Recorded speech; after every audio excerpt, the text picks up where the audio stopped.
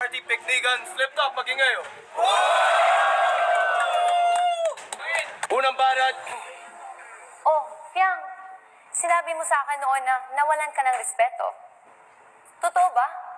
Hindi ka lang marunong rumispeto?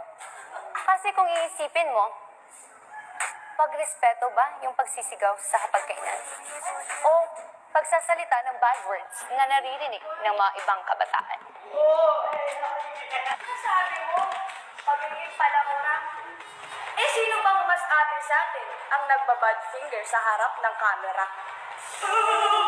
Totoo ba? Hindi naman Aba, Fiang, sino bang may manliligaw sa ating dalawa na nag-aantay sa labas pero ikaw, 1, 2, 3, kinakapitan, sila na nga yung lumalayo sa'yo, di ba?